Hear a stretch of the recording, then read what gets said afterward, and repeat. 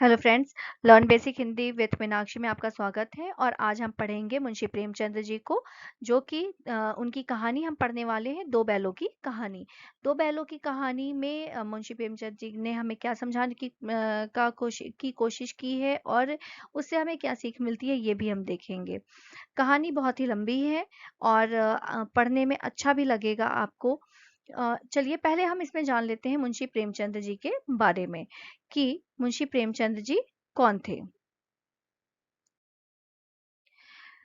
मुंशी प्रेमचंद जी का जन्म 1880 में बनारस के लम्ही गांव में हुआ था। उनका मूल नाम धनपत राय था। क्या था उनका मूल नाम? धनपत राय। प्रेमचंद का बचपन अभावों में बीता और शिक्षा बीए तक ही हो पाई। उन्होंने शिक्षा विभाग में नौकरी की, परंतु असहयोग आंदोलन के सक्रिय भाग लेने के लिए सरकारी नौकरी से त्याग पत्र दे दिया। क्या क्या उन्होंने सरकारी नौकरी से त्याग पत्र दे दिया? क्यों दे दिया था? असहयोग आंदोलन में भाग लेने के लिए, सक्रिय रूप से भाग लेने के लिए, ठीक है। और दे दिया और लेखन कार्य में के प्रति पूरी तरह से समर्पित हो गए। 1936 में इस महान कथाकार का देहांत हो गया। प्रेमचंद की कहानियां मानसरोवर के 8 भागों में संकलित है। कहाँ है? मानसरोवर के 8 भागों में संकलित है। ये आवश्यक है, इसका नाम हमेशा याद रखिएगा, आपको याद होना चाहिए। सेवा सदन, प्रेमाश्रय, रंगभूमि, कायाकल्प, निर्मला, गबन, कर्मभूमि, गोदान उनके प्रमुख उपन्यास हैं। तो यहाँ पे क्या बता दिया उसने? उपन्यास है। उन्होंने हंस, जागरण, माधुरी और आदि पत्रिकाओं का संपादन भी किया है। यहाँ क्या बता दिया उन्होंने पत्रिकाओं के बारे में? तो यहाँ कुछ चीजें बहुत ही जानने लायक है, जैसे कि उनके बचपन का नाम क्या था? धनपत राय। कहाँ के रहने वाले थे? बनारस के लम्ही गांव के रहने वाले थे। कब जन्म हुआ था? 1880 ईस्वी में हुआ था। उनकी कहानियां कितने भागों में संकलित हैं? 8 भागों में 8 भागों में संकलित है। किसमें? मानसरोवर में। उसके बाद उनके प्रमुख उपन्यासों के नाम बताइए। तो वो है सेवा सदन, प्रेमाश्रय, रंगभूमि, कायाकल्प, निर्मला, गबन, कर्मभूमि और गोदान। ठीक है। उसके बाद पत्रिकाओं की बारी आती है, तो पत्रिकाएं थी हंस, जागरण और माधुरी। तो देखा आपने कि छोटे से में आपको किस तरह से जल्दी कुछ चीजें आपको याद हो गई। कथा साहित्य के अतिरिक्त प्रेमचंद्र निबंध एवं अन्य प्रकार का गद्य लेखन भी प्रचुर मात्रा में किया है। प्रेमचंद्र साहित्य को सामाजिक परिवर्तन का सशक्त माध्यम मानते हैं। उन्होंने जिस गांव और शहर के परिवेश को देखा और जिया, उसकी अभिव्यक्ति उनके कथा साहित्य में मिलती है। कहाँ मिलती है? हमें कथा साहित्य में मिलती है।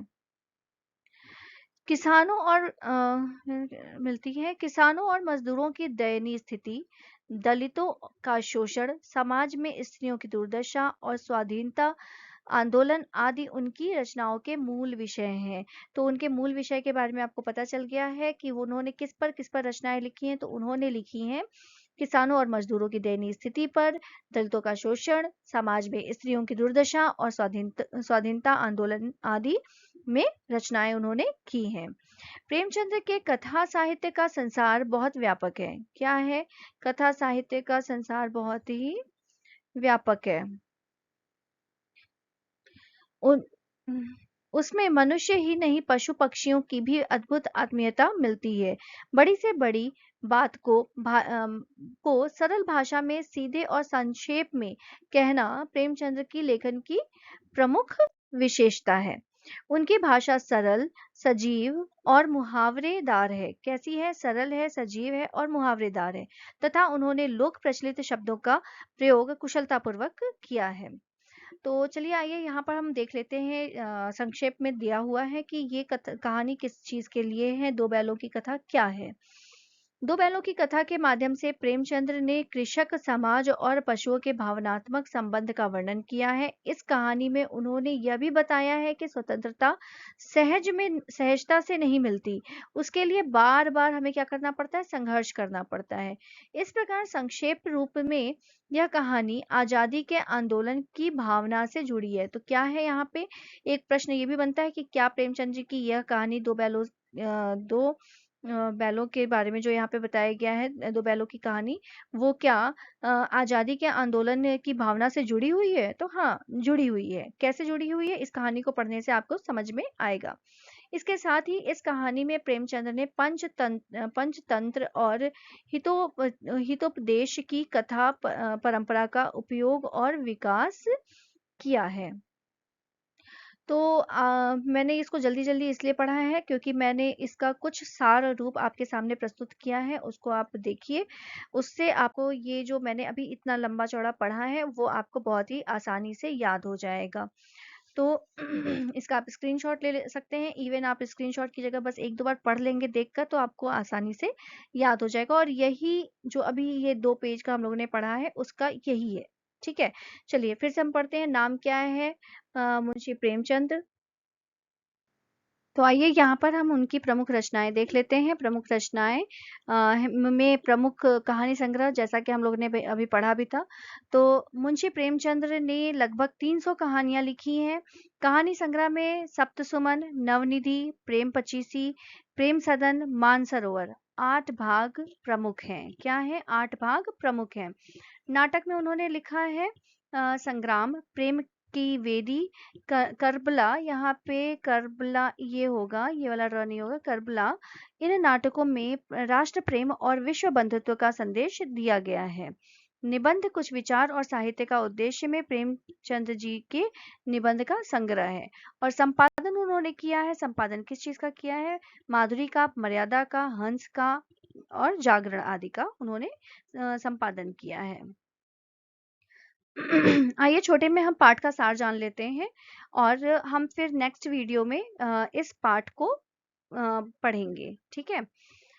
पाठ का सार क्या है? यह कहानी 2 बैल हीरा और मोती की है। किसकी है ये? 2 बैल हैं हीरा और मोती की। ठीक है? और किसकी है ये बैल? झूरी की। ये कुछ चीजें आप एक स्टोरी की तरह उसको डिवाइड करके पढ़ लेंगे तो अपने आप ही समझ में आ जाएगा। इसीलिए मैंने ये पाठ का सार दिया क्योंकि कहानी थोड़ी लंबी है। तो 2 बैल हैं, उनका नाम है हीरा और मोती और वो किसके बैल हैं? झूरी के। और किससे प्यार करते हैं? झूरी से। क्यों? क्योंकि वो उन्हें बहुत ही अच्छे से उनको रखता है, पालता है, पोसता है। एक बार किसी कारणवश झूरी को उन बैलों को अपने ससुराल पक्ष में जो थे साले उसके साले थे गया। कौन था? साले का नाम क्या है? यानी कि उसकी वाइफ के यानी पत्नी के भाई, पत्नी का भाई कौन था? गया। गया के पास छोड़ना पड़ता है लेकिन हीरा और मोती को लगता है कि उनके मालिक ने उन्हें क्या कर दिया है? गया को बेच दिया है। गया एक नाम है, ये याद रखिएगा। कौन है? वो झूरी का साला है।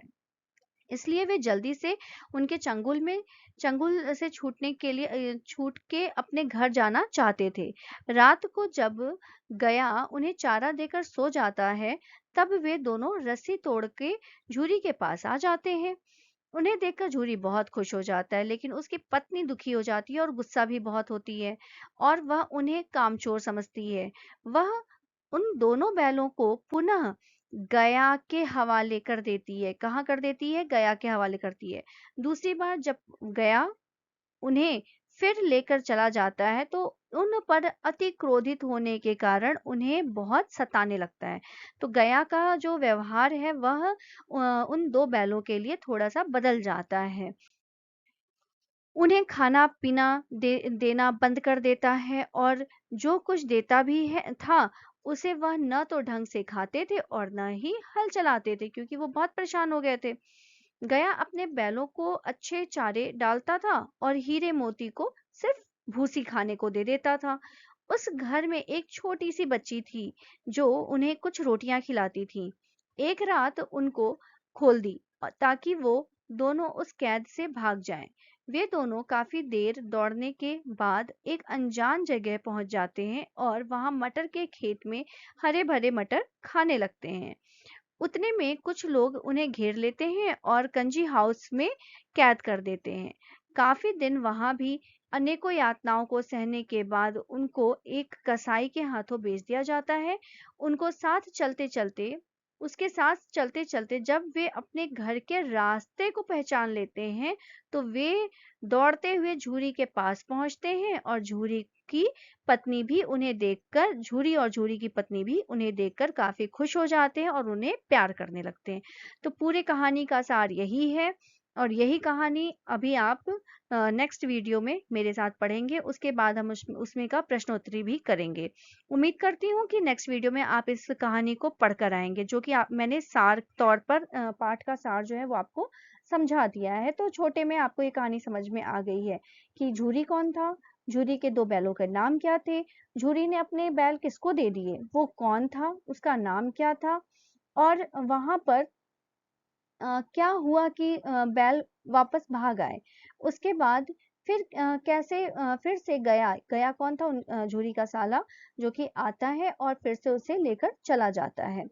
और उसके बाद फिर क्या होता है कि वह उससे उन पर क्रोधित होता है और कहता है कि उनको अच्छे से खाना-पानी नहीं देता है।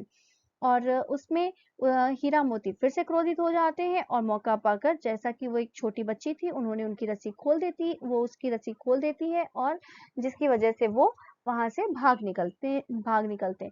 लेकिन भागने के बाद भी वो कई जगहों पर फंसते हैं, रहते हैं, कष्ट झेलते हैं, संघर्ष करते हैं और जब उसको कसाई लेकर जा रहा था तो तब जो है वो जब जहाँ से वो लेकर जा रहा था उस वो जो रास्ता था वो झूरी के घर के पास का था, जिसको वो देखकर पहचान जाते हैं कि अरे ये तो मेरा अपना घर है जहाँ मैं रहता था बहुत पहले। तो वो फिर वहां से झूरी के पास चले जाते हैं। तो अंत यही होता है कि संघर्ष हमें करना पड़ता है, अपनी आजादी के लिए हमें संघर्ष करना पड़ता है। तो प्रेमचंद्र जी ने देखिए किस तरीके से दो बैलों की कहानी के जरिए हमें स्वतंत्रता का महत्व समझाया है और उम्मीद करती हूँ कि ये आपको पाठ का सार बहुत अच्छे से समझ में आया होगा और कुछ चीज़ें जो इसमें छूटी होंगी आप उसका स्क्रीनशॉट ले लेंगे, उसको देख लेंगे, उनके नाम, उनके जन्म के बारे में, उनकी रचनाओं के बारे में, ठीक है? चलिए मिलते हैं नेक्स्ट वीडियो के साथ।